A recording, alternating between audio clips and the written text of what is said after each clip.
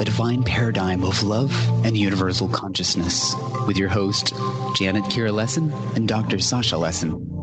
Together, we transform the world. And now, here are your hosts, Janet Kira and Dr. Sasha Lessin.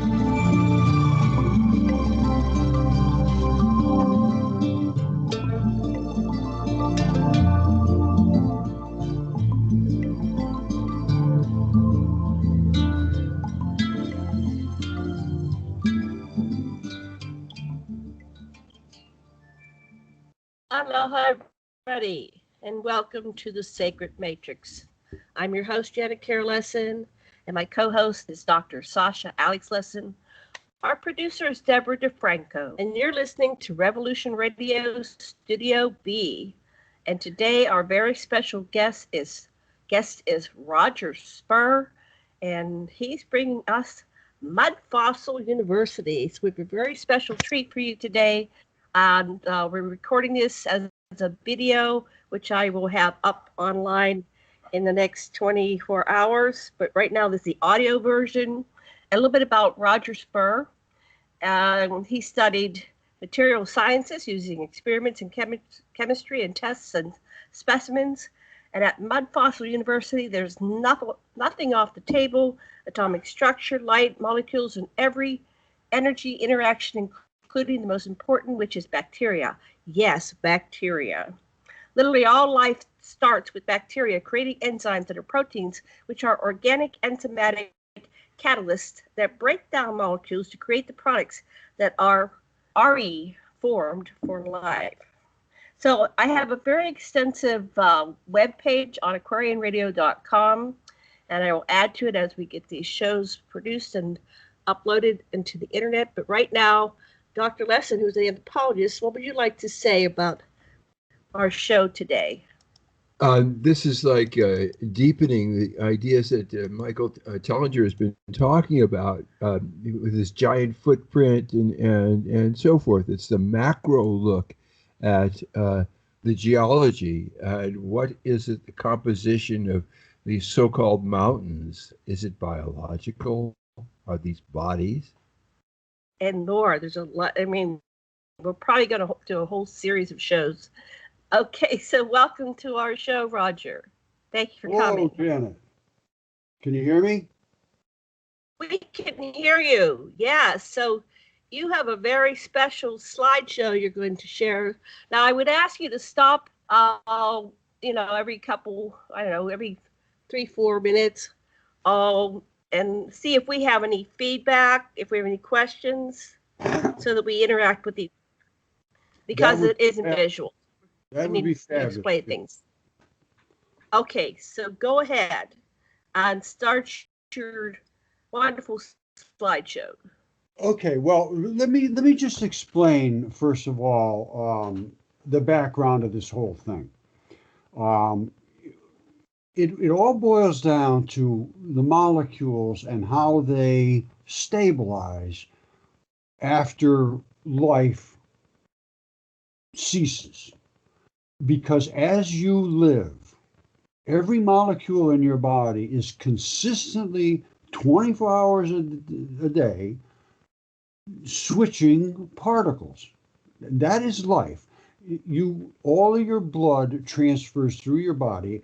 And I'm showing right now on the screen a head that has black and red, and I'm circling it with my cursor. And that black and red signifies the blood. And one of them is used blood, and one of them is the fresh blood. The red is called hematite, and it has a molecular structure which has extra oxygen. And then you have the black is called magnetite, and that has a reduced amount of oxygen, and it flows through your lungs and through your heart and through your your liver and all that stuff, and it switches molecules to add to glucose and to vitamins and minerals and oxygen and all of those things. And if they're not, what I found out was once you die, they have to stop doing that. They try to find somebody that they can stabilize with And that's when I started to understand how the biology of degradation works and how the atomic structure works. And then that led me in 100 different directions. But let me ask you a quick question. Where did you find this head? So you're saying this is a human being that once was alive. How did it get petrified like that? well, here's what happens. And this is not my head, but I got involved with this because the fellow that owned it is in Kentucky, and we worked together, and they had it taken down to. Well, I'll just tell you the whole story. I approached Yale with all of my stuff, and they were not interested in looking at it, and I had all kinds of evidence, all the way up to CAT scans and DNA and everything, but they just wouldn't look at it. So this guy here had this head, and I said, how could you possibly dismiss this? Look at the nose. There's the cartilage in the nose. The nose is split apart. It's got the blood and so forth. I mean, there's no way to dismiss this. So I said to Yale, I said, well, what do we have to do to get you people to pay attention to this? Said, you'd have to have CAT scan, you'd have to have this, you had that. So we had the CAT scans done down at the University of Texas, where they said that's what they'd have it done. And that was really turned into an absolute nightmare. I mean, you couldn't even believe it. It ended up with the police and lawyers calling me. I'm not kidding you. To tell them to lay off of these people, don't bother them again. And after that, I was just on a blacklist of everybody. So nobody would talk to me again. So that was it. It was done. That was 5 years ago. I had all the DNA, I had the CAT scans, I had all that stuff done. Now, one thing I want to make 100% certainly, absolutely crystal clear is that the lab, and I will show you the lab right now, and you won't see it. This is the lab that did the report. I was the one that harvested the samples. There was 3 of them. If I sent them fake samples or I didn't do it correct, not their fault. But what I extracted this from was things that had also been CAT scanned and DNA tested. Well, this is the DNA test, but CAT scanned an anatomist, and they were perfectly acceptable. Nobody could find anything wrong with them. So anyway, that's how that all started. And you can find blood in these things. It's unbelievable that they say you can't get blood out of rocks. This is one that I had CAT scan and DNA tested, the lung on the right here. And the one on the left, you can see, all the blood coming out? That was the blood that came right out of that lung. It was all over my counter. So what is that lung from? Is that from a human being? What did they decide? Yeah, absolutely. The one on the right here that I'm circling right now, that was human DNA, and it was dense, because you see this red spot at the bottom, that's the flap. If you look up above in the anatomically, you see that red flap? Yes. That flap there is saturated with blood, and I mean saturated. And that's where I took it from. And he said it was, well, here's what it looks like.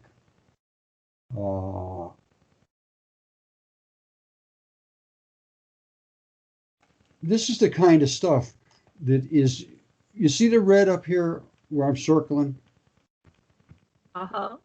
That's like bloody scab. I mean, it really is. It's almost like a scab. He said it was dense with DNA.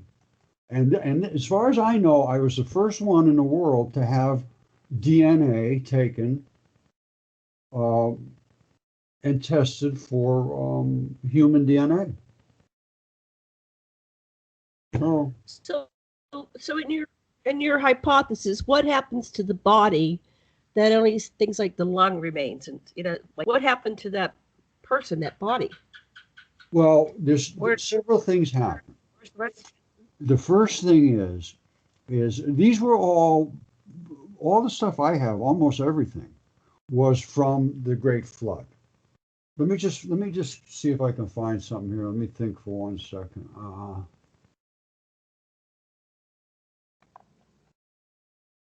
I'm going to show you something here.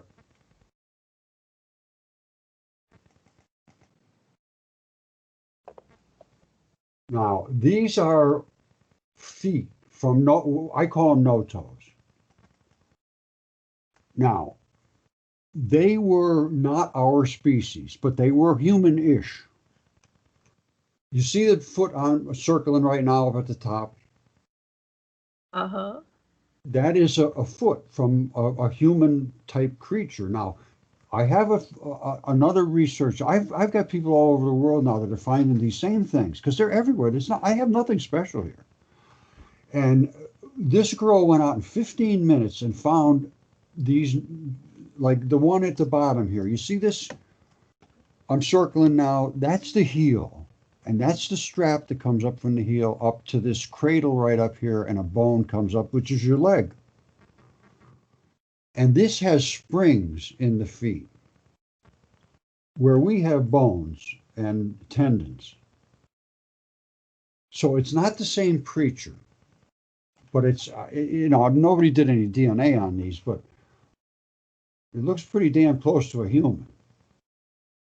Now, and they get huge. These are huge feet. Let me see, here's one. You see that? Those are the toes that are like embedded inside the matrix of the foot. You see the size of that one? Yeah. Now that's not even as big as that found. Pardon me? Somebody walking up to it in the woods would say that's a rock. But where is that picture from? What part of the world? I'm not even sure. People send me so much stuff now that I just look at it and I do have some things that I document well, but people are just going to have to start looking on their own. Because if you look at this, you see back here where I'm circling, you see that? That's where the bone came down. These are toes. But they're not exactly like our toes. And you can see this, you see where I'm sliding my cursor now? This is the same thing that would have gone to that spring assembly. And they came sizes that just are, nobody in the world could possibly imagine the sizes of these things that were absolutely here. And it's like I showed that footprint in Nigeria.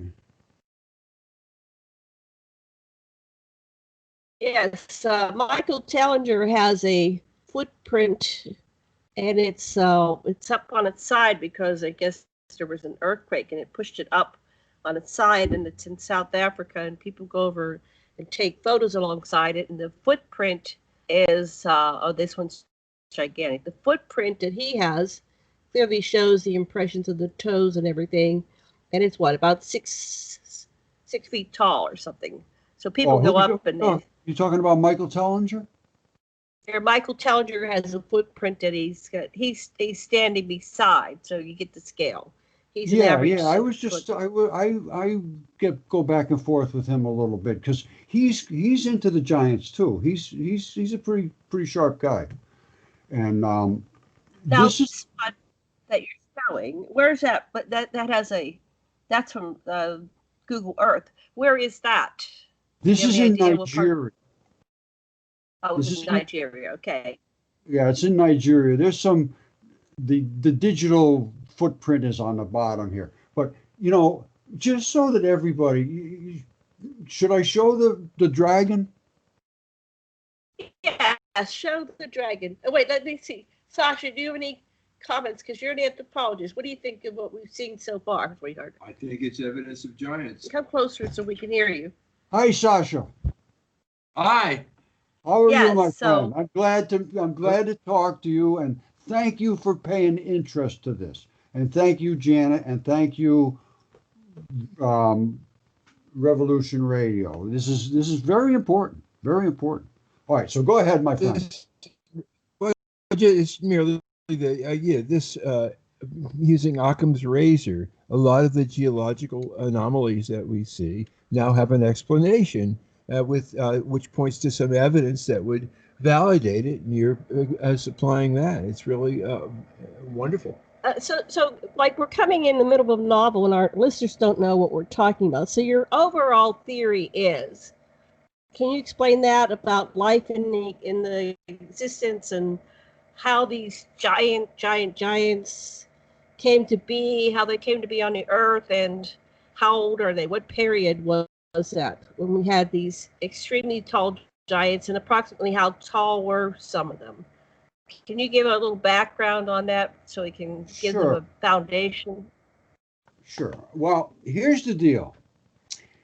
I studied Velikovsky, Emanuel Velikovsky, and he studied in the universities, in the all of the different physical artifacts that existed from the time. I know you said you worked with Sitchin, and it's all that same stuff. It's all the same stuff. There was people here on Earth that had gigantic excavating machines, and there was dragons, as you can see. This is a dragon right here that I am showing on the screen, and that dragon runs the entire length of North Africa. This is North Africa. And it runs all the way from one side of North Africa to the other side. And anybody that has any ability with understanding the nature of decomposition can see this creature is eroding away, and it's biological. So show us the top of his head, of the dragon's head, and then go close up and where's his top of his head? Where's his nose? Okay, here's the dragon's nose right here. And if you follow my cursor, let me just go from here. If you follow my cursor around, there's his head. It comes up around, and it comes down this way. Now, this is the fluty looking stuff that you always see on the dragons in China when they show the dragons and the parades and so forth. Now, this is his throat. Now, this you can't miss. I mean, it's impossible to miss this. This is his throat, and it runs all the way down. You see this cavernous cavity, and you can see the dragon scales on both sides extremely clear. Those are extremely strong clad dragon scales. And you can see that they're separated in little chunks, and that gives him the ability to move his head up and down where it's not all solid. See him? See him? Boop, boop, boop, boop, boop, boop. And the dragon's throat runs all the way down until it was cut by this great and mighty sword of God. And I'm serious. And that is the blood that ran out of his slashed throat. And that red blood and this black blood, as I said before, I think I talked about this in this so far. You have FeO2 and FeO3, and this is the FeO3 and this is the FeO2, but one leaks from the vein, one leaks from the artery. It doesn't matter because his throat was slashed. He got them both at the same time. And this is all the effluent.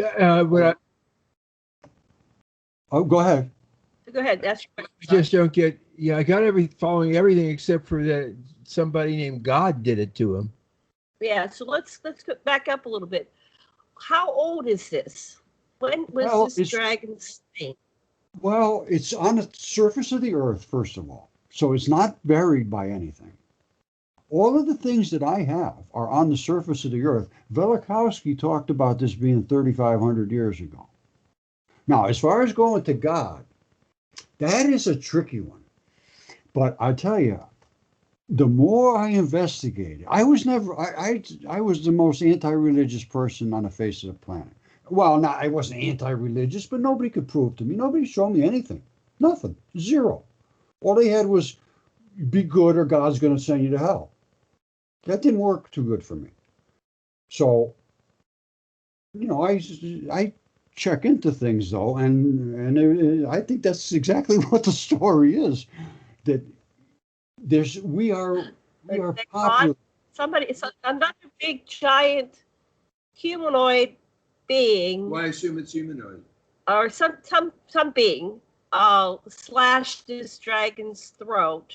So they had to have a pretty big sword to be able to do that. So they had to be pretty huge. How big is this? How many miles long is this creature? This one here is, I don't know, 1,300, 1,100, something like that. 1,100 miles maybe.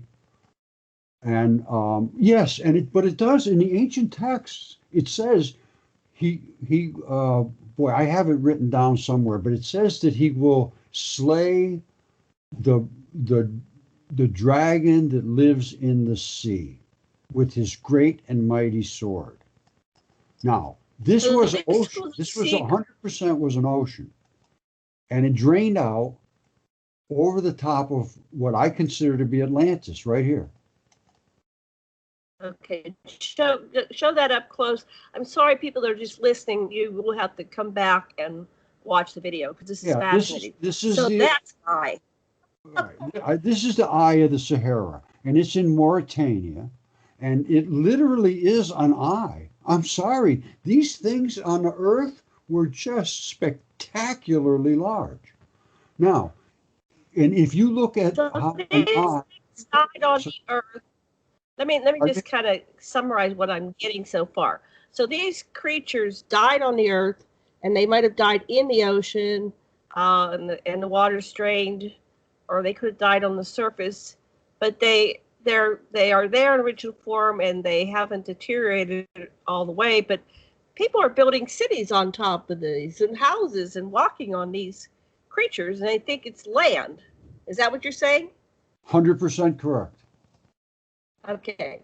What did you want to say, Sash? Well, just like his terrible swift sword, it might be indeed a metaphor for a weapon, but it may or may not mean what we think of as a rapier or a saber. Oh, it could have been like a beam or something sliced. Oh, I 100% agree. Absolutely. And have you ever heard of the Copper Scrolls? No. No? Well, here's the deal. Here's what happened. I'm telling you right now, I am going with we are under the control of aliens, and all of the defense ministers now are agreeing that we have agreements with them since right after about 1947. Roswell was the beginning of their contact with us after we nuked Japan. We nuked Japan, and that really upset the cosmos, the galactic cosmos community. And they sent people here to say, you better straighten this out. You guys we're going to, as far as I know, and well, I don't really know, but as far as I can surmise, we were almost given an ultimatum. This is not acceptable, and we're going to wipe you off the face of the planet exactly like we did last time. And that's what happened last time. They got out of control, and they're back out of control again with all this DNA modifications and everything. And in this Copper Scrolls, well, okay, let me go back to this. I know I get carried away, and I don't mean to, but yeah, I'm going to keep you on track. I'm going to try to stay. Okay, so you evoked the what do you call those? These ancient records. You evoked them, and they've got a story of the history of the Earth that, and well, it kind of. I saw some of it earlier when we were talking. It kind of goes along with Sitch and stuff. And it was talking about the chariots of 100% with Sitch. 100% was Sitchin, exactly what Sitchin was saying. And And the copper scrolls were never discovered until 1952. And what happened is they found the scrolls, the Dead Sea Scrolls, and then there was a big thing. Wow, these things exist. And they offered $1 million for anybody who could find any more scrolls. And they searched everywhere, and they came up with these copper ones. They were made out of copper. And in those scrolls, they tell almost the same story as the Bible, only instead of when they led the Israelites out of the Sinai with a pillar of fire and smoke and fire or something like that, it was a spacecraft that was capable of lighting the way and creating fire. And everything was about spacecraft and how the silver door would open, and Ezekiel stepped on the silver door and walked into the belly of the creature and lifted off and watched the surface of the earth recede from him. so Sitchin is picking up from 450,000 years forward. And Dr. Lessin and I both studied with Sitchin, and we've written 5 books on the Anunnaki. So I'm trying to tie in on this timeline when these giant dragons and the giants that we're going to show later on, the giants that are, they're kind of frozen in stone, so to speak.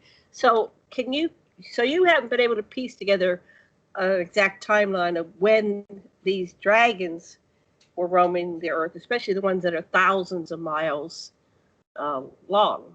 Have you? You haven't made that determination, correct? There's so much mystery to that. I really don't have any kind of a good answer for that at all. All I can assume. I'm sorry. Go ahead. Go ahead, Janet. Oh no, Sasha, can you Ezekiel? When was Ezekiel? You don't know either. Okay, so anyway, let's go back to. So we've got the dragon. We're in Africa. We're seeing this eye, which is another creature that you don't think was a dragon, or was it? I have no idea because I can't find any more of it to speak of. I really don't know. I don't know. But the whole Earth? The Earth is 100% made of creatures. Earth is made of creatures, 100%. And so is space. There's nothing in space that isn't creatures either. Not a thing. Well, let me ask you something. Anthropology, right? You're an anthropologist, Sasha? Right. Yeah. Okay. Let me just show you something. You must have some. Hold on a second. Let me find it here. All right. Now. All right. Anatomical is as far as anatomy goes. This is Comet 67P. These straight up and down stripes, those are tendons. This round bundle here is a bundle of tendinous fibers or muscle. It could be either one. But this is 100% biological. And when you see comet comas coming off of them, that is blood being boiled out. It's not dust. So how big is that? What's that? See, we don't have a scale. We don't have a scale of that image. How big is that image that you're showing? It's I think it's like 3.5 miles across or something. You see this? No. This right at the bottom, this ball, is a tendon enthesis, which could be an Achilles tendon. All of these little jets that are coming up were blood vessels that came up from there to service. All of these jets are where blood is literally being boiled out of this. And the astronauts in space say when they come in after a spacewalk, their suits smell like steak. Like what? Like steak? Yeah, look it up. They say, well, here they say it smells like welding fumes or steak. Well, the thing is, it smells like cooked steak, only there's no combustion because there's not enough oxygen. So you're getting like welding sort of effect, because all blood is literally transition metals. They're just metals. It's in the blood is almost 100% metals. And I can prove that very simply. I'll show you about this right here. A couple of the giants and the rocks so we can kind of see the large thing and then back into them. Well, it's also the context. Instead of just individual specimens, is there an assortment of them that shows some kind of a organization or some kind of interaction among creatures, Well, So just the text. So The only thing I can say is the texts talk about the serpent and how he's trying. And these copper scrolls. Woo-hoo-hoo-hoo. You want to? It talks about Lucifer trying to tempt Christ into jumping off a mountain, because if he is really the Christ, he should be able to jump off the mountain. And then he says, then if you won't do that, turn these rocks into bread. You look hungry. and Christ says, get lost or I will kill you. And he brought fire down on him and stepped into the silver ramp into the belly of the craft and left. That's what it says in these copper scrolls. Right. You got to look it up. It's a mind. Oh yeah. So, and that's even in the Bible. They have spaceships of Ezekiel, and so that one kind of breaks down further. So, anyway, let's see if we can see some. Oh, that's pretty. That's it. What is that? Is that lungs? This is a heart. This is a heart. Now, let me explain to you what happens because there's all kinds of different decomposition that happens and stability. And like I said before, when you're alive, there is nothing stable in you, nothing stable whatsoever. Everything is continuously absorbing, emitting. It's continuously changing. Now, when you die, it says, I want to find somebody that I can work with to make me just stable. So all of the ventricle walls here and all of these, they call these the heartstrings, they have gone to some transition metal that's turned them blue. Now, you see the red here, how brilliant red that is? And then all around it, you see all these different colors. Those transition metals are colors. Now, this heart was laying this side up and this side was down because the transition metals are heavier than the blood and they are laying down in the bottom. That's all these different colors. And I could prove that extremely easily by just showing you this.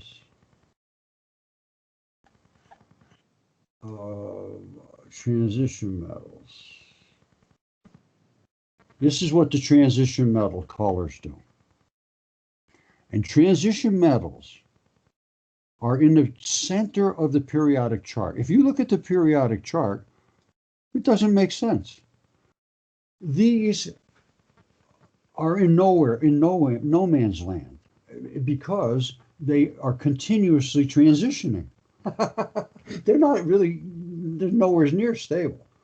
So as they transition, they change colors. It's just one of those cool things.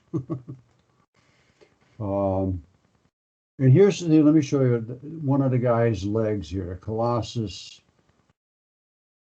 Yeah, let's look at the statues because we want to give an overview of what we're breaking down into. Okay, so here, what is this statue? Colossus. Where is this? Do you know what part of the world?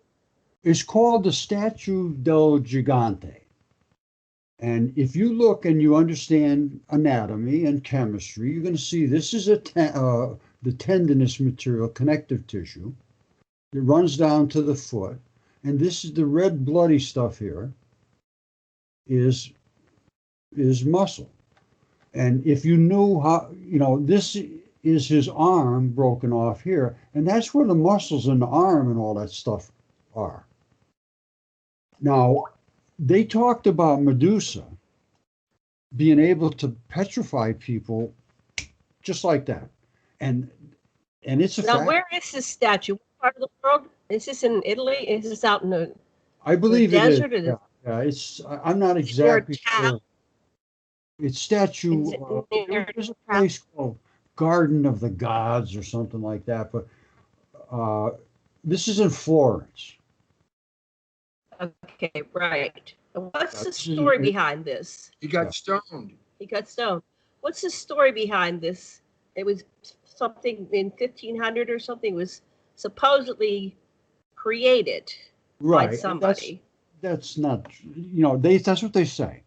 Now, I'm telling you right now, I can tell you, I know because of doing the research, this thing was alive. No question.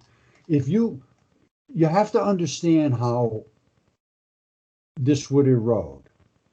And it is eroded. What they did in 1500s. In 1500s. How tall is the statue? What's that? How tall is this statue?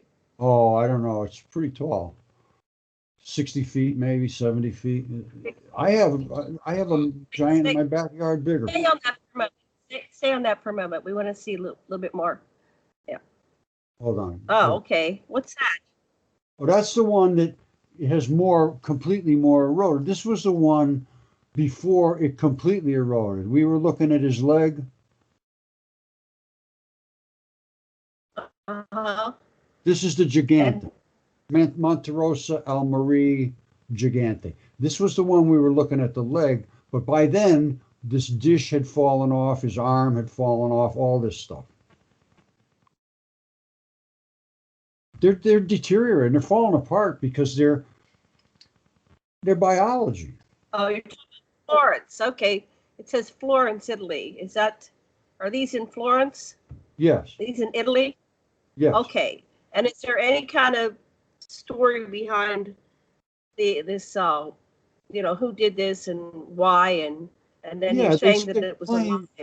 Yeah, they claim in like the 1500s a guy built these, and it's just not true. It's not true. What they did was they put a dragon on the back. They put a dragon on its back. I can't find that. What's that? Do you have a picture of the dragon on his back? I don't. Okay. I don't. But the story is they put a dragon on his back. You see this one? Check this out. Okay, there's a dragon. This guy was alive at one time too. And this is transmorphication or whatever they called it. And there was a few ancient writers. One of them was Ovid, however you want to pronounce it, Ovid. And he wrote the Metamorphosis. And what the Metamorphosis was taking creatures and morphing them with like sea slugs like this and changing them into monsters and then turning them into statues to please the gods. That's what he said. Oh, okay.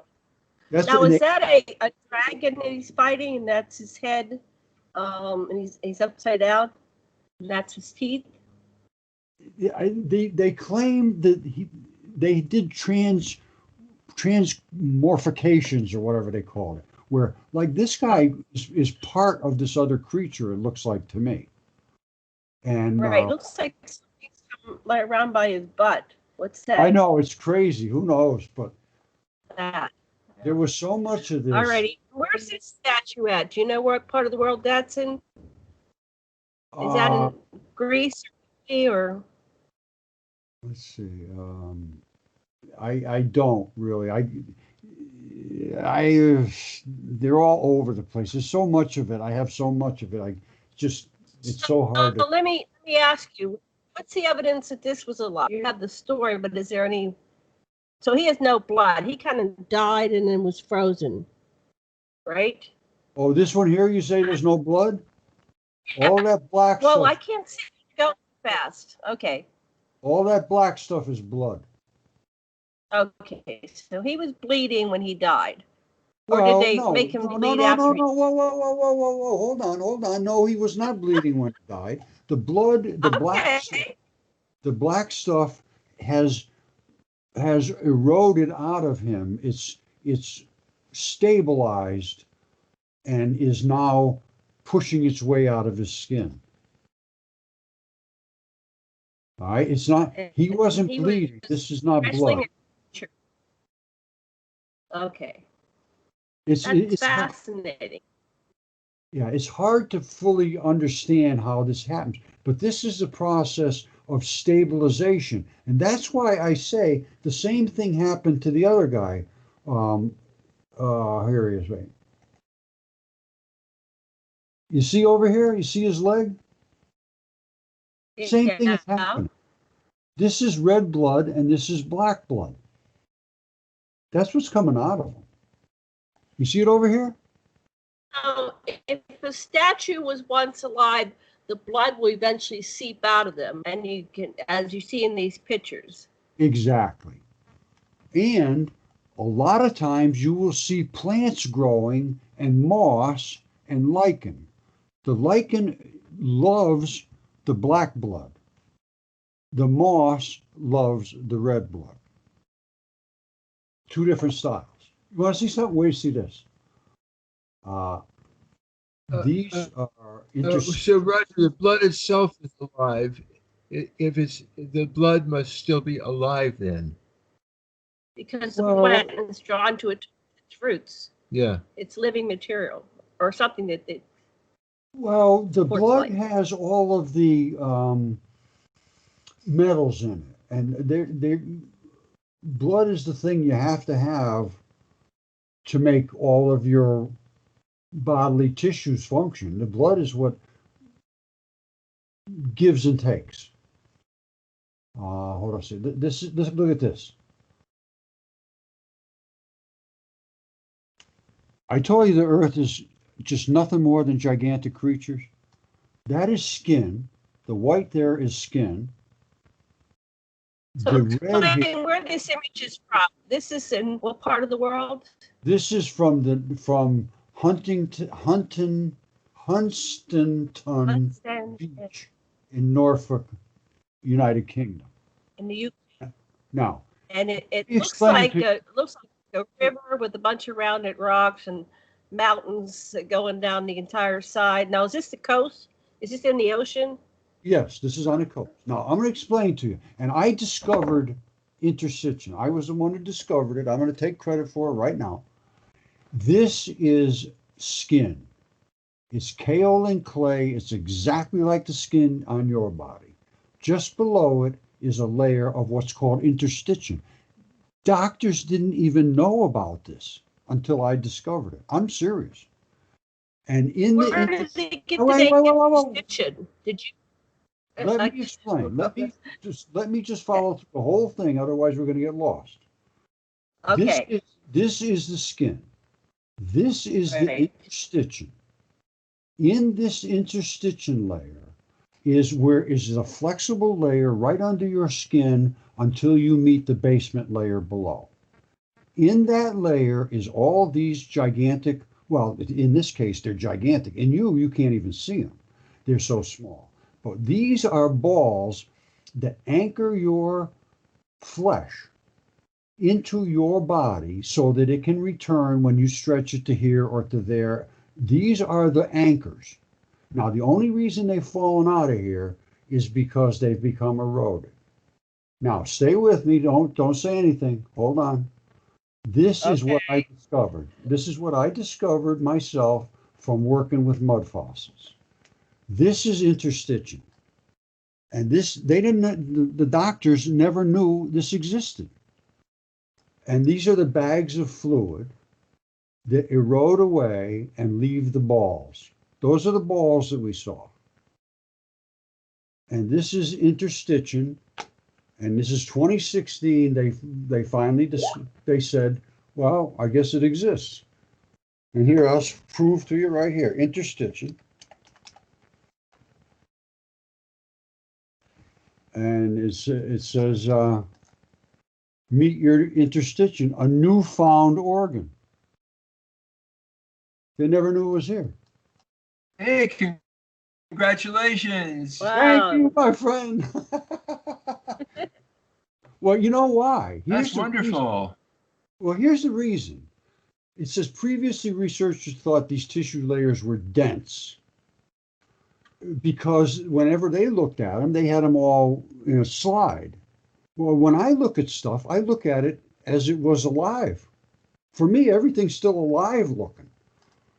So, you know, this interstitium, they had no clue. It covers every single membrane in your body. And when I talk about membranes, the membranes that I can show you, the bilipid membranes, would blow your mind. My buddy out on the West Coast, Tyson, well, I don't know how much time we got, but let me show you quick here. Well, we're going to be at the break in like 10 minutes, and then we're going to have a 4-minute break, and then we have another hour. So you got time. All right, let me get you Tyson here. This is let me see here. Well, let me just pull up Tyson's channel because here it is. Tyson's Mudfossil Adventures. Now, Tyson is doing some serious work here, and this is tendinous material. And let's see, this is. Let me see if I can. Straight blood. Right These there. people are going out in nature and finding evidence that everything was once living. I'm sorry, say it again. I couldn't hear you. I'm explaining some things to our listeners so they're not just hearing a bunch of nothing. I'm kind of narrating. So you're looking at repeated connective tissue pattern in muscle, and you're looking at like a view. Like here's the ocean, here's the rocks, and you're saying that these things were once living beings, and now we're walking on living beings that were once living. That's just our planet. Everything we walk on was once alive. Right. This is, you see, right, this is connective tissue, this layer that's going across here. Now, this is really a bilipid membrane. There's a layer on top, a layer on the other side, and in the middle is this aqueous bilipid membrane. Tyson has done fabulous work on investigating this. And he has them, they're 6 feet thick. In us, you can see right through them. And that is, here's another one of his shots here. Hello, thank you for joining me. I was able to get back down to the coast, get back into the salt. You see, these are connective tissues that keep separated layers. One side is something and the other side is something else. And that's the way connective tissues work. But you'd have to really dig into his stuff. He's going deep. I mean, I've been working with him. Oh, he connected up with me a year or two ago, and now he's going onto a direct course of trying to prove. Here's what happened. Every time he would show something, or I would show something like this, as we're looking at that seam right there, they'd say, "Oh, that's just that's a volcanism. That's a volcanic seam." I said, "No, it isn't. That's not volcanism." And when we showed the seams that we show, there is no other explanation for them, none. But they have to start looking at them. This is hard to show real quick. This is something that's going to take a while for you to look through. Okay, so Straight blood right there on top. I'm sorry. Say that again. Well, I'm just keeping track of time. We have 7 minutes. So what are you trying to show with this? What's the point on this video here? Here, let me Because I just have to narrate all right, here we because go. otherwise you're. All right, here's the point I'm showing you right here. Here, I told you that he had gigantic membranes. Well, we're going to film this again real quick, Scott. All right, this is a tendinous membrane. Now, So we're walking through the on the shoreline or somewhere, and we're he's thinking on the that's just rocks. shoreline. He's on the shores of Oregon. Now, look up here. Remember we saw the tendon balls. You see that right there? That's a ball, that's a ball, that's a ball. These are all tendon balls. This is the lower layer of the bilipid layer, and that is the upper layer of the bilipid layer. In between is the aqueous bilipid stuff. Now, watch this. Here's the tendon balls, and he shows the tendon ball there. But then we get into this is the layer up here, and that is what it looks like. That is a bilipid layer. Let me open this up a little bit. Do you know what kind of creature that was originally? We have no idea. Can you determine? But here it is. There's the top layer. There's the bottom layer. And in between this is about 6 feet, maybe more, of what would have been the aqueous bilipid solution. And that is what erodes very quickly. The layers of membrane do not erode easily. And you can see, here they are right here. I'm just going to play this. Let me just play it and you'll hear what he does. Here goes. Okay. Got more biological here. Look how this just wraps around and curves. And then it comes into this. This is so cool. You see that? That's the bottom of the membrane. That's a membrane. These holes in this membrane are the protein channels that allow things to go in and out of the membrane. That's Scott Wiles over there, by the way. This is Tyson Carlson's channel. And Scott, I worked with Scott for a while, and I worked with Tyson for a while. And they're both, Scott goes back. Get into this. Look at this thing. That is a layer. Oh, yeah. Geology. Isn't this cool? Oh, this is just lava. Yeah, they say this is lava. This is like, let me show you what a bilipid layer looks like in, hold on, let's see. Membranes. I got to keep my mind working. Where are you going? We have 4 minutes and the music will come on. All right. Oh, while you're looking, when we get back, we want to look at the vaginas. The caves that are really vaginas. You want to look at vaginas? All right, I'll go along with that. Let me get back. That's our cliffhanger for the intermission. Okay, so here we go. Now this was what we were just looking at. This is what we were just looking at. And this is the bilipid stuff, and this is the layer at the top and the layer at the bottom.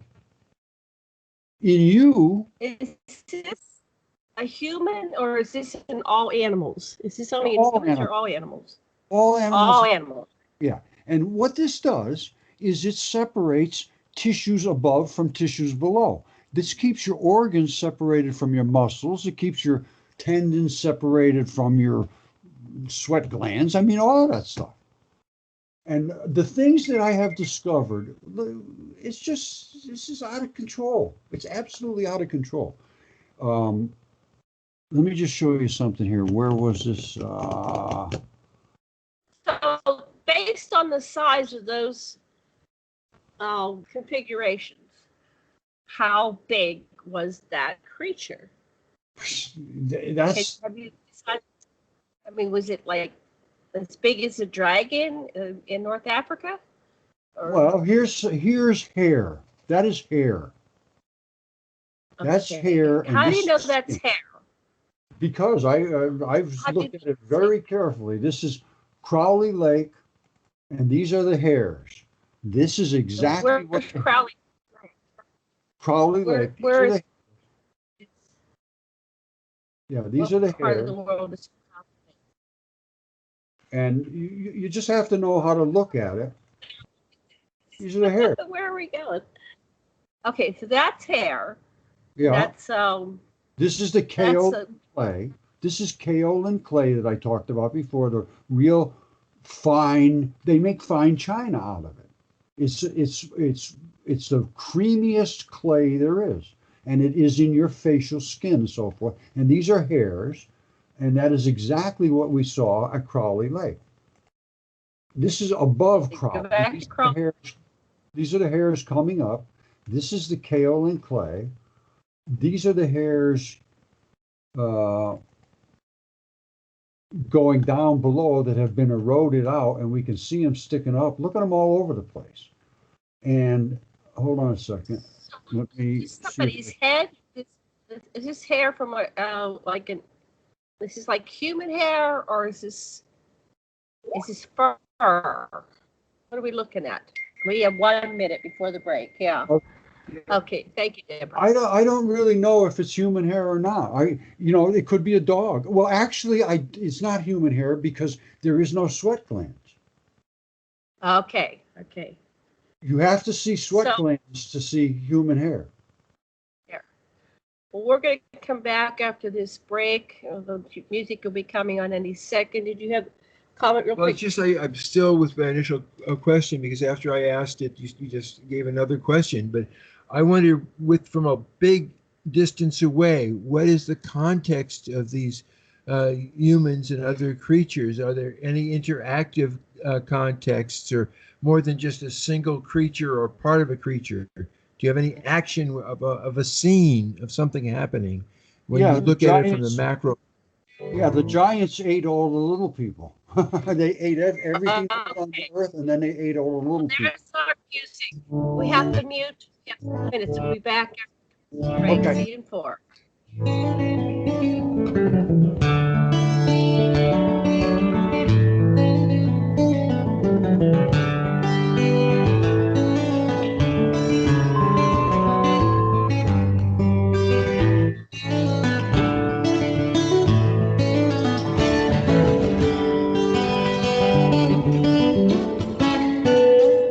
Revolution Radio at freedomslips.com, and we'll be right back after this message.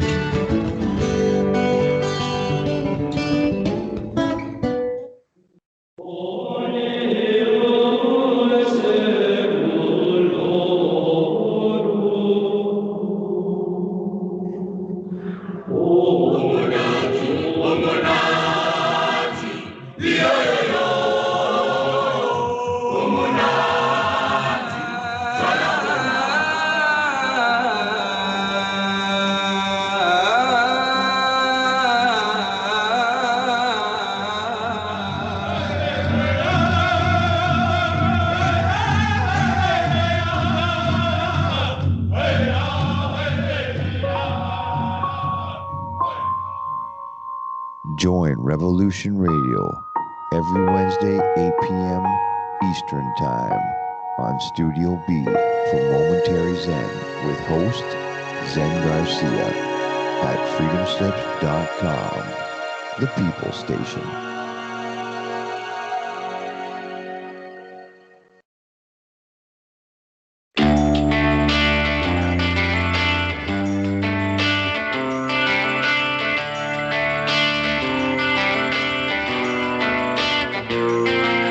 This is Thomas, a.k.a. a Mad Painter. I'd like you to join me Monday nights, 10 p.m. Eastern Standard Time for Open Canvas. Don't forget to bring an open mind. Yes, folks, that's right. Bring an open mind to an open canvas. Again, that is Monday nights, 10 p.m. Eastern. UFOs to government corruption. This is Revolution Radio, freedomslips.com. You don't need to expect us. We're already here.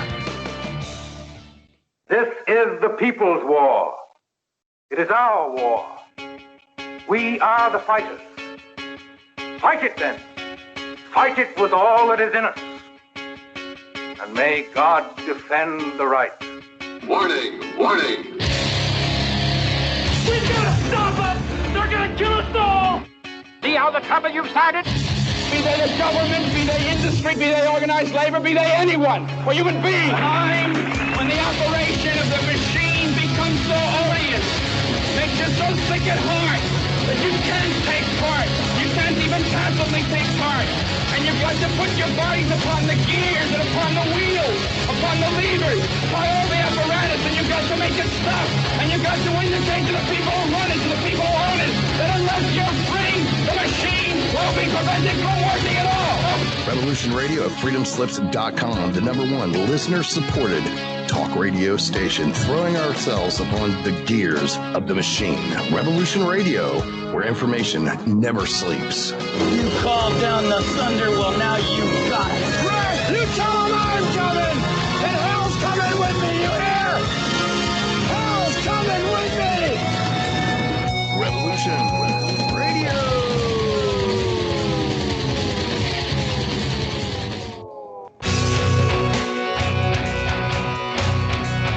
All right, thanks for listening while we took that short break here at Revolution Radio, freedomslips.com.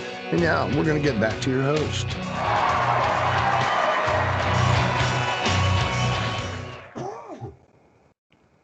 Aloha and welcome back to the Sacred Matrix. I'm Janet Lessin with Dr. Sasha Alex Lessin. Our producer is Debra DeFranco. This is Revolution Radio, Studio B, and Roger Spurr from Mudfossil University is our guest. But before we get back to our show, I'd like to remind everybody to please go to the donation button on revolution.radio, and you can make your one-time donation in the top left. There's a tab, and I think it's the top kind of middle or towards the right. There's a Patreon button, and you can make a recurring donation. And we do thank you very much for your donations, because that allows us to bring you shows like these, and we really enjoy talking to everybody.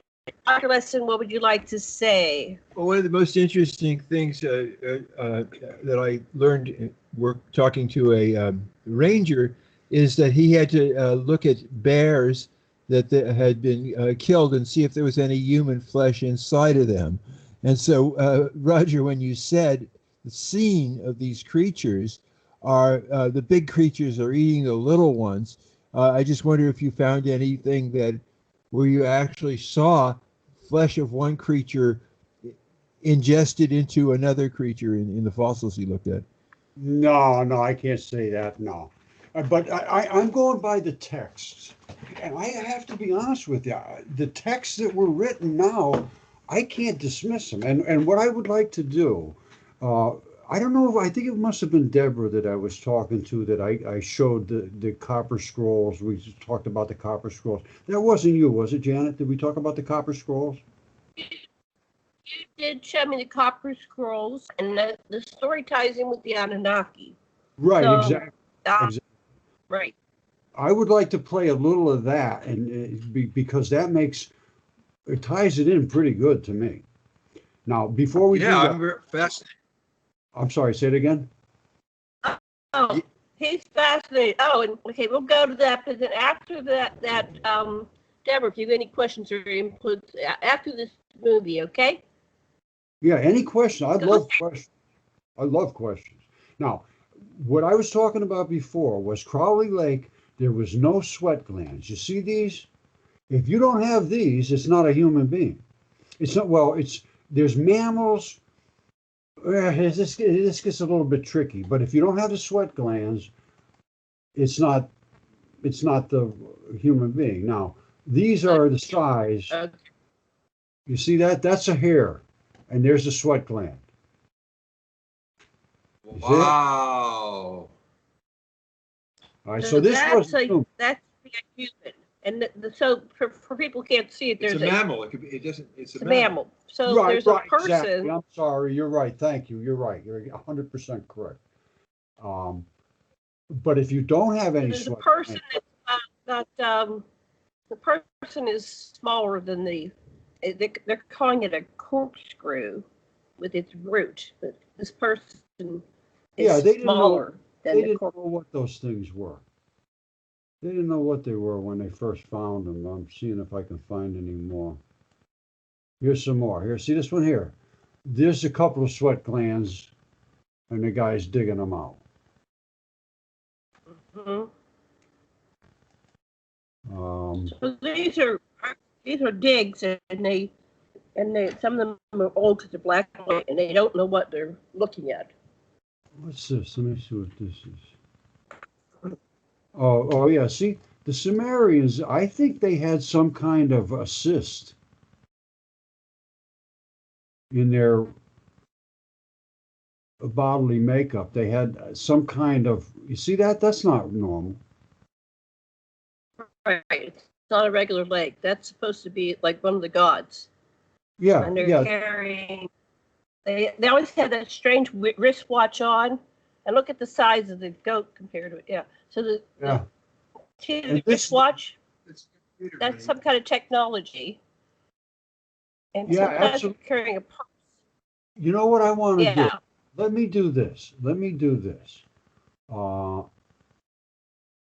you ever see this? Listen to this. This is Sylvie, and she has a station that's called. Oh boy, hold on. Let me close this up. New Earth.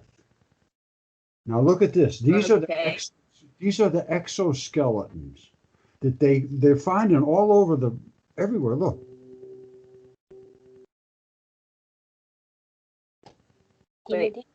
Chapel of Florence. What is this? Look at that. There were all kinds of creatures here. Nobody can, I mean, yeah. So this looks like, for the listeners who can't see it, what are we looking at? Describe it. So these are we're looking at lights armor. These are mostly are like suits of armor. And then this one there I'm showing, there's a worm inside of it. There's not a human being inside of it. And most of them don't have any way for even look out of them. There's no eye sockets, there's nothing. Now where is this? It's like Alien. It's like the thing that comes out of people in Alien before it gets you. Where are you getting these images? Where is this, in a museum somewhere, or where are we looking at these things? This is from a channel called New Earth, and she Sylvie, and she goes around and does, collects all kinds, same kind of sort of stuff I'm doing here, but it talks about dragons, and these are ancient. And there's a dragon. There's a woman, and he's like in bed with it or something. And what is that? There's things that are all over in Europe. They have, there's no way to even see out of them. Look at this. How's a person going to even see out of that? Right. So and they said, does anybody have an explanation? She talks about this, and she says they would wear these continuously. Nobody ever saw them without these on. And they would march through the desert with these on, and they'd pour water into these slots to keep them from overheating. I'm telling you, I don't know if it sounds like a machine. Yeah, these weren't human. Why would they? If there's no place for the eyes, no place for them, to breathe. Interesting. Yeah, well, we have a whole different history going on here than what we're being told in school. Oh yeah.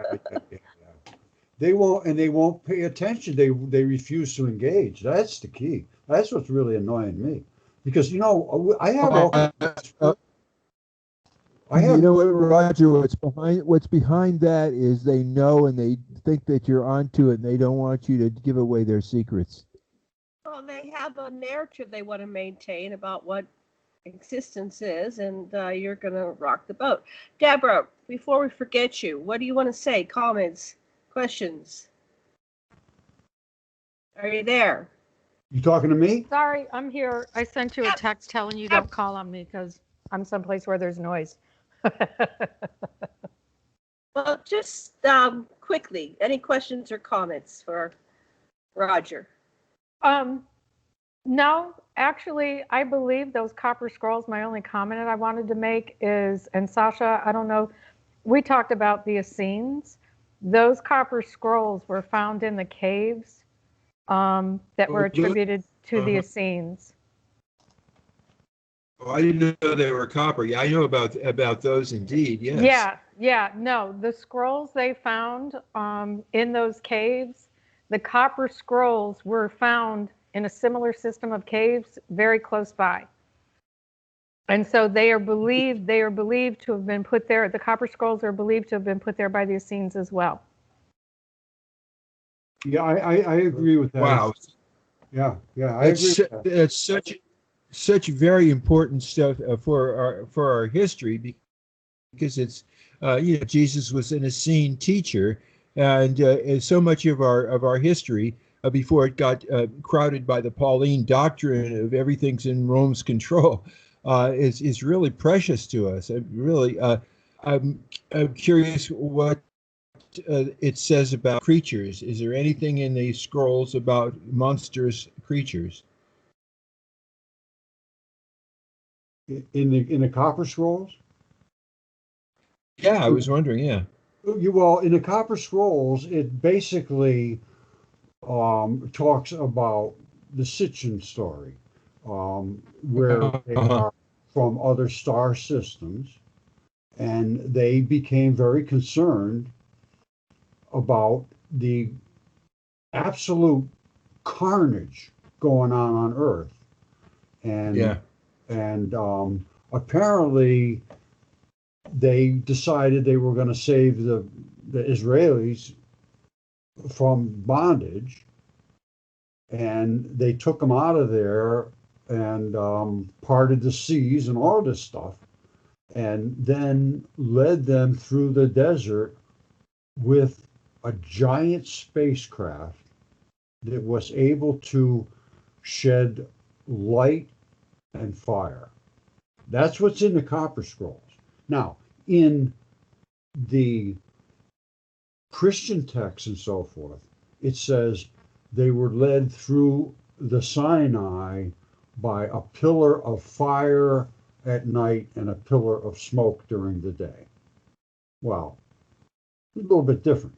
It's one of them is, and then it always talks about all of these encounters with a silver ramp descending from the belly of the craft.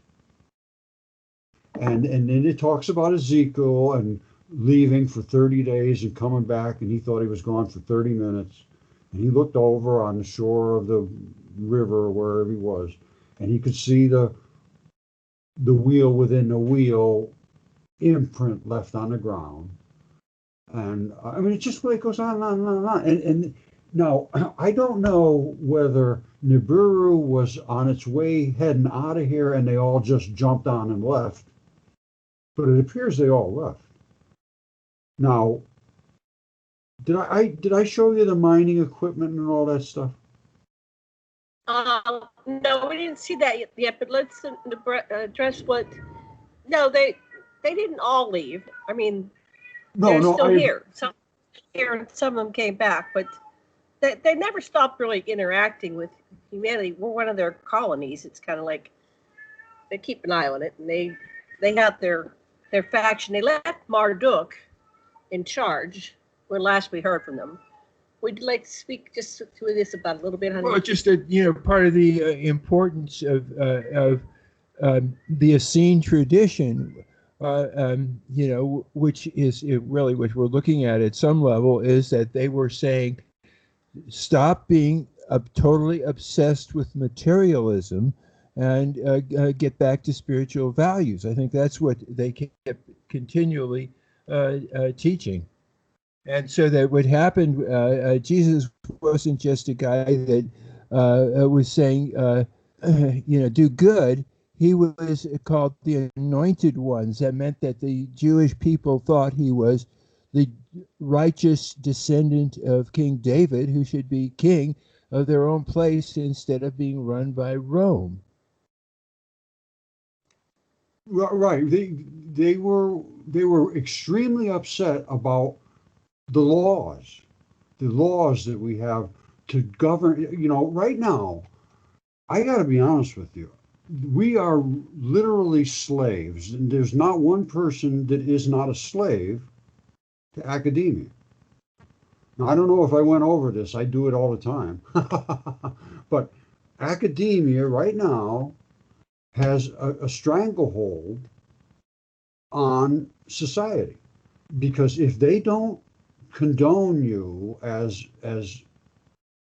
intelligent, then you're considered illiterate and not employable of any value, and they force you to take a lot of money in loans and everything else to pay them, and then they force you to say exactly what they tell you to say, or you lose all that money and you lose the income that you're hoping to gain by going there.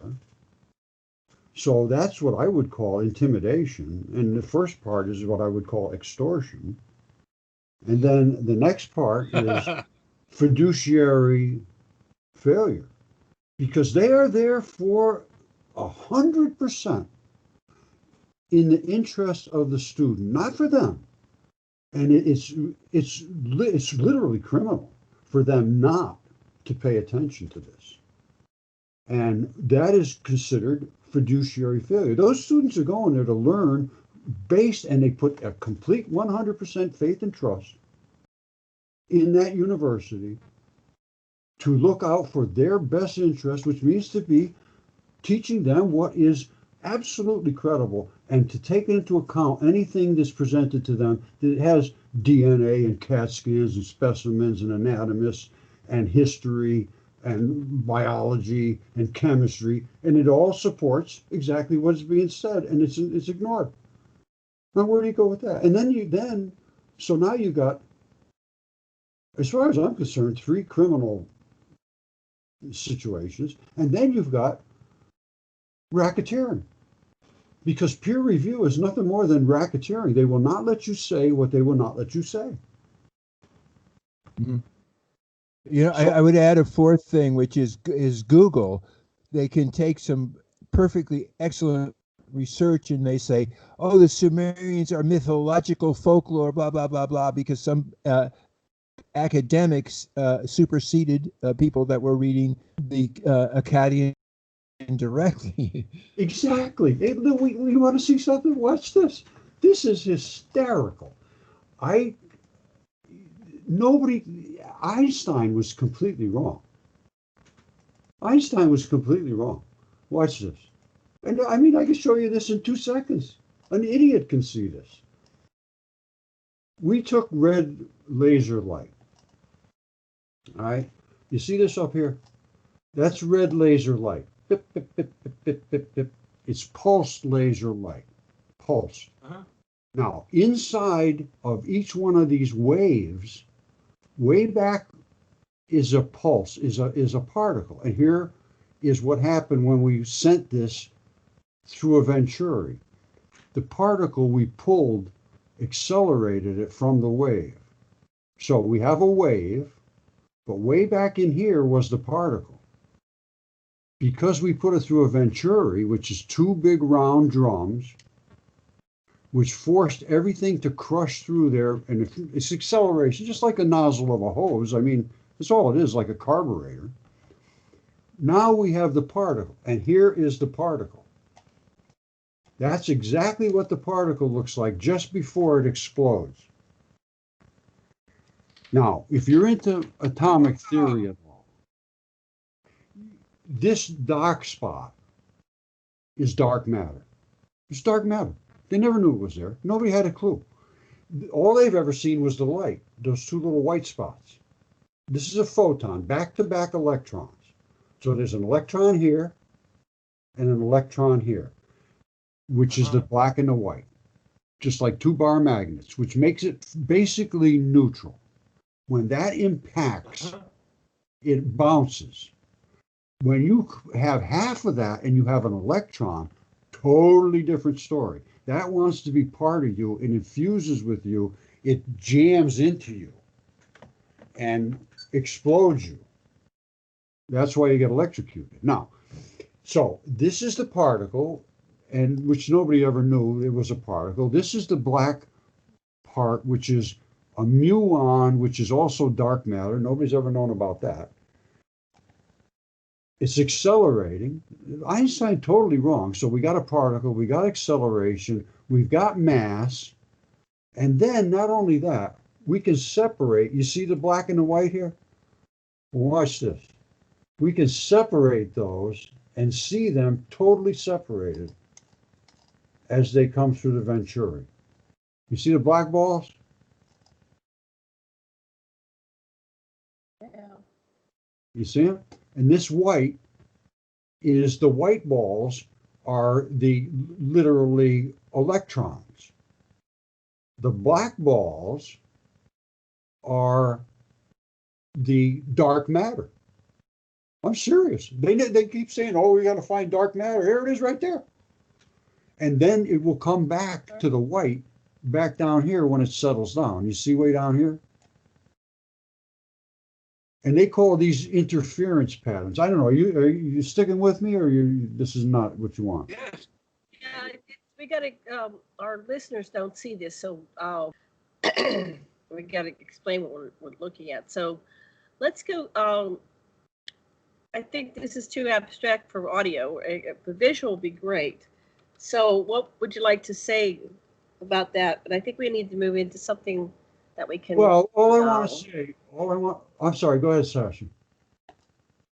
What were you going to say, Sasha? I wasn't going to say anything. Yeah, okay, he's not. Okay. Can we see the, okay, finish this and then let's go look at the. Oh, you're recording this visually. So all I want to say is the black ball is this one right here, which is the muon neutrino. The white balls that exploded are the electron shower neutrinos. All right, so that's enough for atomic theory. And it's the atomic nucleus. But we still have the larger thing is that you've come up with things that are both logical and empirical and deserve to be considered. And you're being shut off from getting any kind of peer audience of people that could have use what you're showing them to learn more. You know, the funny thing is I tried every trick I could think of. You know, I've gone to all kinds of schools. You ever heard of Coursera? Coursera, it's a free college program. You go to any college you want, basically, for free. And I had one of my friends from Ireland. She just took a course at Harvard. And she just graduated from Harvard for I forget what it was. It's something. Anyway, I've gone to Johns Hopkins, University of Geneva, Rice University, all kinds of places, and every time I end up with a fight because I go there, and then I present my evidence, and then it's like I'm an idiot. You know, they won't. Well. It's absolutely unbelievable. Unbelievable. They can only recite what they are told to say. That's it. There's no thought there. None at all. No engagement. No back and forth. It's no. You just don't understand. No, I don't understand. Here's what I see. Can you explain it? I don't have to explain it. You listen to me. I'm the professor. And that's exactly what it was. You should have seen Johns Hopkins. Oh, man.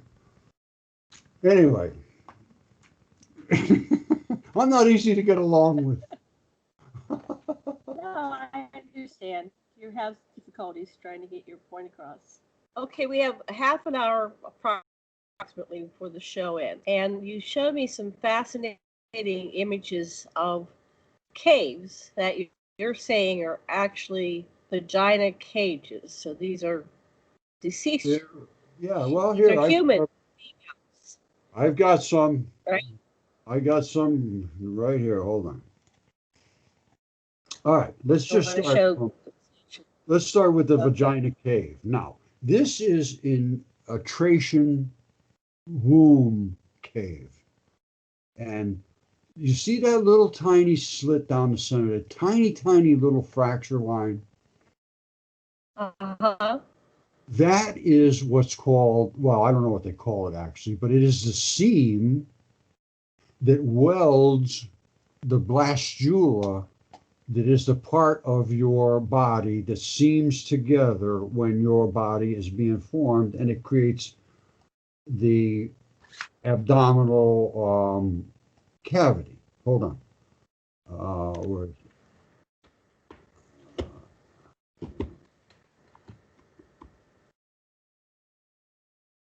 I can't remember what I called it. Oh, here it is right here. See it? Here's what they are. Now, Diaphragmatic membrane. do you know, you're familiar with what a blastula is? It's a round ball of cells. And what happens is when the sperm and the egg meet and the zygote and all that business starts to grow, you get cell division, and it grows as a ball, a literal round, like a rubber ball with a hole in the middle, totally round. Now, at a certain cell level, I think it might be 64, I can't remember, it inverts. So the outside layer snaps to the inside, and then you see the seam welds where the crack is. You see it? Uh-huh. Well, when these things die in the flood, they get waterlogged. When they get waterlogged and then they dry out, that seam splits. And that's the seam I'm talking about right there. Interesting, yeah. Nobody carved that seam into there. And this is, I mean, you know, it's anatomically, I mean, it's hard to miss. You know. So has anybody walked in that cave? And what's inside when you go inside that cave? Are you now inside what was formerly a female body? You're really walking inside? 100%, yeah. Okay. No question whatsoever. Now, if you get past... Inside that? Okay, show us a couple of the entries again. All right, well, here's one in the Baltics. There's that seam. All right, going up the top. These they call these the vaginal wrinkles in the sides. Rugae, yes. All right, and you know, it is what it is. Now, and they're all over. I mean, look at this. Look at this. Yeah, let's see That's a vagina. Yeah. That's a vagina. Wow. You see this mat and there's right like there? no explanations of what this is. What do people think this is? You know, geologists and they have looking at no these. idea. They have no idea. They are just so lost. They come up with all these things that, you know, even all of the sedimentary layers, they're not sedimentary layers, they're tissue layers. The earth is made out of creatures. This is the mat right up here. You see where I'm going with my cursor? That is where it's seamed together in this one. That's the seam. Can you imagine? So you know that, Roger, the thing that that's you need to do is to say the null hypothesis. What kind of evidence would support, and what kind of evidence would make my conclusions less likely? And you've got is solid evidence. How can a person refute physical evidence? Well, they won't look at it. That's how they do it.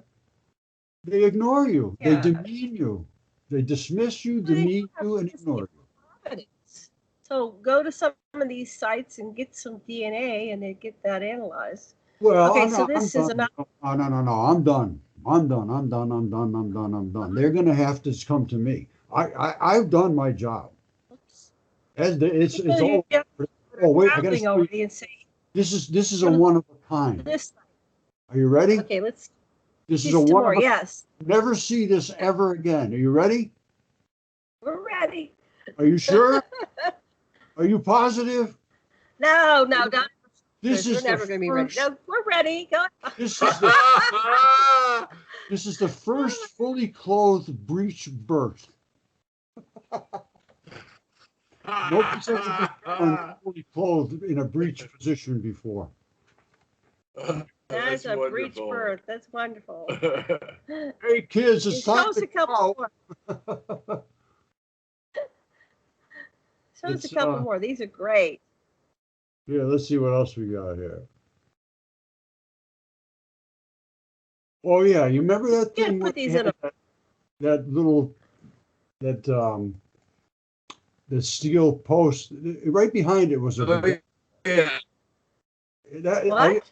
I did a video. That was here it is right here. Hold on. Yeah. Oh, that's a vagina. Yeah, somebody put it up here. But you see that hole right there, this hole right here, this hole right here? Yeah. Those are where the muscles implanted in the buttocks. That is the vagina. Oh my God. The model this was by the vagina. Yeah, this is muscle tissue. Somebody put it there. I don't know. People doing crazy stuff. They put them all over the world now, you know. You're finding them everywhere. Yeah. Oh yeah, but so you know, in terms of the kind of evidence that I was talking about, when you have, for example, the entrance to the vagina, if you were to continue, you could do it with a sonar into the rock or the mountain. You should find the other organs too, and so Absolutely. Not finding them would be a negative null hypothesis evidence, and finding them would be evidence, and so you can't keep denying evidence. Oh yeah, no, I have all of that. Here, well, let me show you some stone balls. Let's go with the stone balls. Yeah. So my question while you're looking for stone balls is, so if we've got the vaginas, where are the lingams? Oh, they're in India. Yeah, where are the giant penises? Those are like water circling devices or something. Water is very, very sacred. I mean, water and water in every different place on Earth is different because the biology that water is in is different biology. When you get silica water and these different Fiji and this and that's not just a name brand. That's coming from a different organ system. It might be coming from one that's close to transition metals or close to bile or salt. You know that salt is nothing more than body tissue too. Now let's go through these stone balls. These are the tendon anchors. Well, I don't know if I showed you that yet either. So we got plenty of time, right? We have, let's see, 32, 42, 52, about 25 minutes. All right, here's what we got. You see these balls? These balls are all different types of balls, and they're all in different areas of your body, but their basic function is anchor. And from them, a strap, which is what we see as the hex fibers. These are hex limestone fibers, and they're all separated from each other because they have to be to move independently. They all have a fascia around them. So we're going to look for all these balls, then we're going to look for all these straps, and then we're going to say, are they all the same in every parts of the body? No, they're not. Some of them are in ligaments, some of them are in tendons, some of them are in the muscle areas, in the bones, and I have them all, and I can show them all. So that's what we're looking at. Remember what we're looking at here. All right, so now, what are we going to look at now? So the chains are collagen? I'm sorry, say that again? The chains are that's the collagen strap, right? Right. Well, yeah, they're tendons. They're tendinous fibers. And here's what they look like. Let me see. Let me focus on this. Hold on.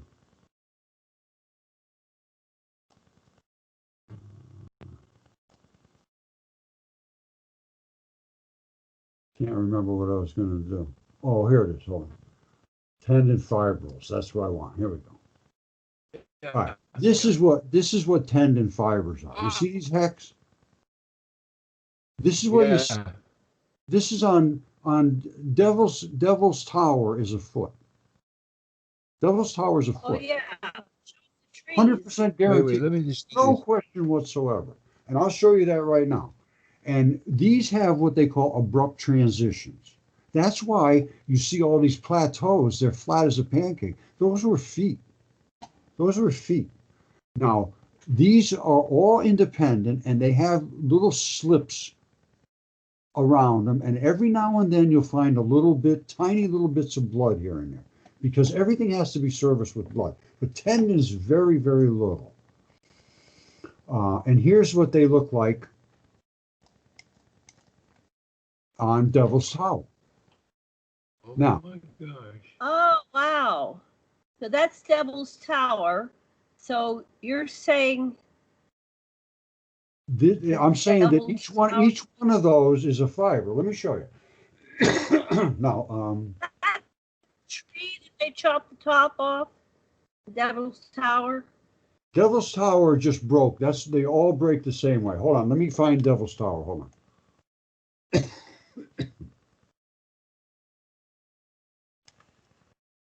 All right, here's Devil's. It's right there. You see it? There's Devil's Tower. You see this top? Oh my gosh. You see the top? Yeah. That's what's called the wrinkle zone. You know why? Because tendons are always under tension. That is when you break them, they snap like that. It's same in your body right now. If you broke your tendon, you would have the exact same thing. And I will show you that. And you see over here the red? I told you, here and there you're going to find some blood. That's a little bit of blood there, to maybe a little bit of blood. You see the hole? And here's some blood right there. This is the ankles down here. This is where the ankle wraps right around the ankle. Now, So this was okay. So there's you're the back. saying that's a leg. That was a leg? No, this is the foot. This is the ankle. This is right the very bottom of the ankle.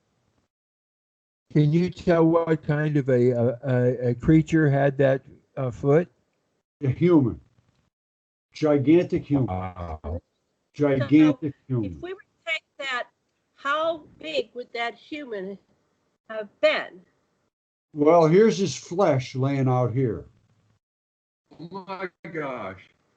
There's his flesh. And I've looked at this, and not only is it flesh, it's cross-hatched flesh from the abdomen. It's from the abdomen. Okay. So a giant creature. Where's There's his the other foot. foot? And there's the abdomen flesh. What happened to his other foot? Is there another foot somewhere in that area? Yeah. There's the other foot right there. Okay. That I can't tell. It's too. There's So the his other other foot foot. right there. There's his other arm or something. I'm almost sure. I've looked at it and it's here.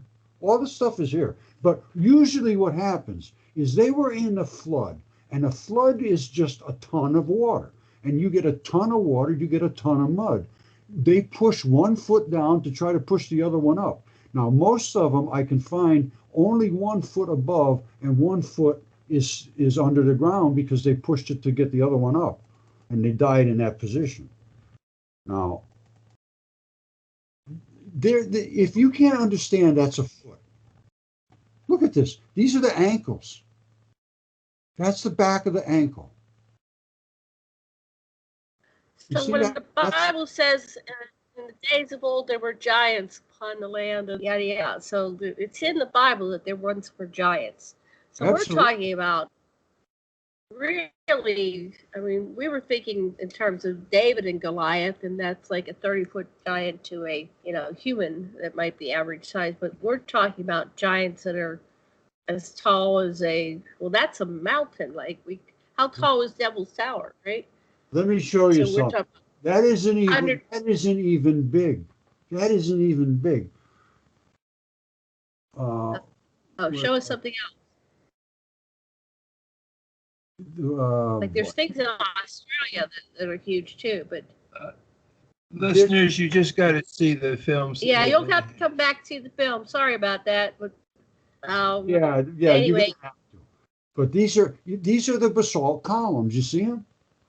Devil's not Devil's Tower, but Giant's Causeway in Ireland. That's just a giant's foot. That's all it is. it's a giant's foot in Ireland. God. That's all. And when they talk about the Nazca lines and all that, those were little kids doodling. Do you have any jawbones? Some of the stuff I've seen in Smithsonian had big guys with double rows of teeth. Did you ever get anything like that? I don't have any of that. I don't have any of those. But let me show you something here. This will blow your mind. Wow. You see that strap? This coming down. And then we see a ball here. I'm going to try to explain what we're showing to people that can't see. There's a strap that runs down. This is out in Utah.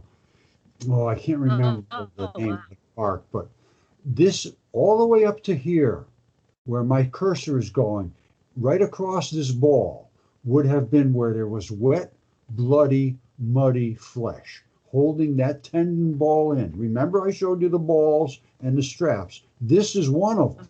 There's another ball here. The straps are eroded away. There's balls. Now, that would have been the layer right there that would have held that ball in. And let me show you what it looks like in a regular human. Hold on a second. It's going to be tendon mat, I think. Yeah, here it is. This is exactly the same thing. And that is a tendon strap. And that is the strap that runs over to the ball. You see it? It's exactly the same thing. Now that ball has ripped out from its anchored spot. This is an injury. But that ball should have been in here just like it would have been in the one in I can't remember the name of the park, but it's the other one. This part here has eroded away, and you can see the ball and the strap. You follow me? Yeah. Yeah. Now remember this. Where do you see this? You see this bump here? These little fibers that are running out to those balls? This is a flat mat. This is a tendon mat. It's different than some other areas. I believe these are in your stomach and so forth. Now let me show you something here. Tendon walls.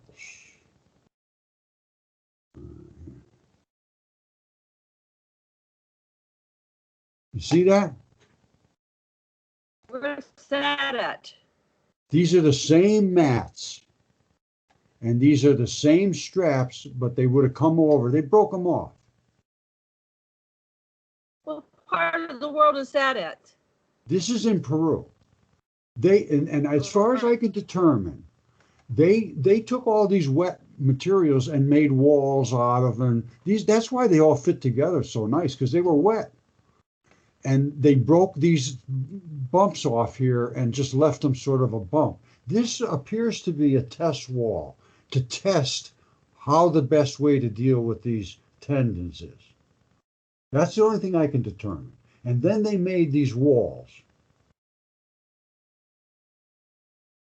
So they're making walls out of these materials that are left behind.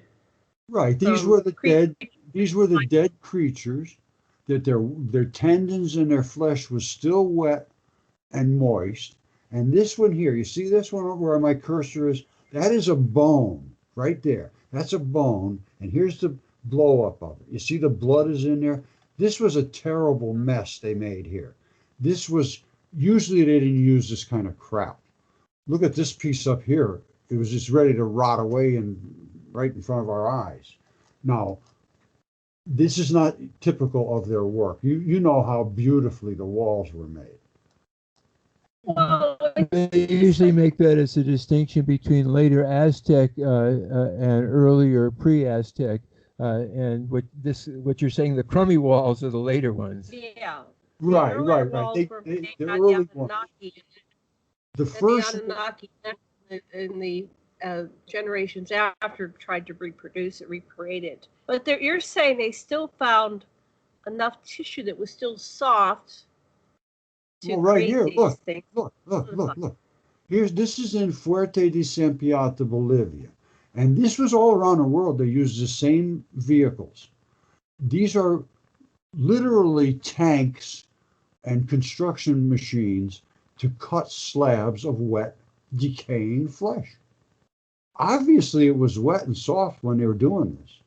No question. They designed the machine specifically to work in this terrain. You can obviously see they were cutting slabs, and I can show you many. They were all over the earth doing this. Here's some more. Did they kill the creature? That's the next question. If they're cutting up a creature to build their structures, did they kill it or did they find it already dead? They were already dead from the Great Flood. These are all leftovers from the flood. They drowned all of these giant creatures. What's a crisscrossing design in that? What made that? I'm sorry, I couldn't hear you. Say it again. In that image that you just flashed off, there was a crisscrossing design. Was that from the tires, or what was that from? See, that crisscrossing. That's the tank there's tread. the two tracks. Look at what you're looking at. The tires themselves have sunk into the soft flesh. These are just like tank treads, and they're designed to roll over the top of wet flesh. This machine was built to do this specific job. Wow. This was not just an accident. This was built to come up here and cut up this wet flesh. And in Petri, the thing is, I just can't believe how much is missed. It's unbelievable. Have you ever looked inside of Petra? No. So what about the pyramids? Was that living tissue or is that? The pyramids were built on giant tendons as well. Look, this is inside of Petra. That is flesh. They cut, all of this stuff is carved out of bodies. 100%. That's why it's marbled. What's that? Right? You said it looks like marble. It looks like, it's very beautiful. It's flesh. You could make a countertop out of that for your kitchen. It's pretty. And they do, and they're made out of flesh. I've got a flesh countertop in my kitchen. Some kind of. Explain this picture. I'm going to tell you something right now. I have granite countertops, and a lot of it. And I searched it, and it is made out of ground up flesh. And yours, if you have, I'm going to show you right now. Wait, what's this beautiful lady by the wall? Explain that wall before you navigate away. What's her story? Where's this at? This was somebody that really knew what they were doing. They had hackers and they had good, really artists. This guy was an artist. He cut all this up, tapped it in, and he's rounded it and smoothed it off. And then he said some good-looking chick come up and say, "Ooh, look at what the guy did." Right. Where was this? Where's this wall at? It's in Peru. Peru. Oh, okay. But that's why they're fit perfect. But you see that little hole there? That's a blood vessel. Yeah. A blood vessel. Yeah. What are all the little pukas through it? Yeah, there's little tinier pukas all through it. What makes the pukas? No one knows what a puka means. The holes, there's tinier holes all through it. What is that? Why are there holes in this? Because they're blood vessels. Because they're blood vessels. Look at this. This is tissue. You see this? You see this? Yeah. That is muscle. That's muscle. That's what? It's muscle. Muscle. Oh my God, muscle. Muscle. Now the main structure itself, what's that? What's that? Is that carved into the muscle? This is Petra. They carved right out of the muscle, and they made these buildings out of muscles. That's muscle. I have it here too. I have it in my shop. The same stuff. Now, this muscle, you can't tell if this is human or some giant dinosaur, or you don't know what the muscle is you from. Really can't. No. There's no way to tell from that. No. No way to tell. I do ask a lot of questions. 7 minutes. Oh, here, penis into vagina. What's that? There we go. Now, what's that? Is that a penis? They had pagans back then too. That's a pagan penis. And then they had your regular circumcised penis guys. That's a medium. Wow. Oh, and there's a teeny tiny human. You got to go watch this video, people. These are amazing images. Now, where is that? Where are you getting in? Oh my goodness! Wow. I'm sorry. Well, where are you finding these images? People send them to you. This is the stuff. I literally have thousands of people that are sending me things. I just can't keep up with it. And the things are just one after the other is more spectacular than the last one. Absolutely amazing. What is this penis? So you are these younger people that are traveling all over the world. Oh my God. I forgot about looking at this house surrounded by it's comical looking. Wow. So they made a house out of it. It's probably really good winter. Keeps you warm. Okay. What about the Olmecs? Were they living or were they? There's a brain. Oh, that's a brain. Oh my goodness. That's a brain. Now look at this. This is the brain. The eyeball is still attached. Oh wow. I'm telling you, so it's everything. This is just laying here. How can this have been so dismissed for so long? And the only reason I know about it is because I started screaming about it, and then I just was overrun, absolutely overrun. So if you could get a team to go around and collect some genetic material from all this, that would be proof. If it kept coming back as... Absolutely it will. If anybody, an anatomist, that is what's called an apical tuft. The human beings have the biggest apical tuft of any creature on the planet. And this is the bone pattern. It's called the bone black, and it is the pattern of the finger distal phalanges. This is the vein and artery coming in. This over here was where you would see the bone-ish part, and it is eroded. I have almost the entire hand from that. Let me see if I can get it real quick. Hold on. This is the hand, and it's right out in my yard. That's the hand. Put out your left hand and splay it out and look up. You're going to see this running down your finger, your palm. You're going to see this is your bumper spot running down. You see it? The reddish. It's hand. It's the left hand. And now, this. Did you make the fingers? Like it I looks have like fingers coming. Yeah. I have the fingers. I have knuckles. I sent them off to get CAT scan and everything, anatomist and the whole 9 yards. That silver stuff is the grip skin. The grip skin is. Let me show you the grip skin if I can get one more second. Hold on. So that's in your yard. You happen to buy a place with a giant hand in your backyard. Well, I guess the real question in a way would be when people look at your work and they criticize it, how do you answer their criticisms? I say, come on, you want to test it? You're welcome. Here, look at this. This is grip skin. I just showed you that silver stuff. And that's the grip skin that is on your palms and your fingers and your toes. And this is the grip skin that is here, that was on my giant fingertip. You see that? It's the same. The fingerprint is perfect.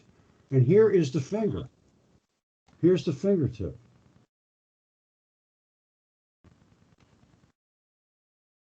That's the fingertip. I broke this off. This is the fingernail. You see it? Uh-huh. And that's the fingernail. This is 3 feet long, and it's the tip of a finger. And wrapped around it was where I just showed you the fingerprints. The fingerprints are perfect. The fingernail's perfect. The bone tip is perfect. It's absolutely flawless. It's just like it fell off the guy's hand. It's evidence. How can anyone deny physical evidence like that? We have 1 minute. We have 1 minute there. We have to wrap this up. Okay. Tell us. Let me just make one last statement. Well, hold on. I had this DNA tested too. When I broke this off, I went up inside and took it out of the artery, sent it off. I did all of the extractions. So nobody can blame the DNA testers. They just said it was human DNA. Go ahead. Okay, that's okay. What's your website where people can find you? Well, go to the YouTube channel. I'm not going to open up the website for a while.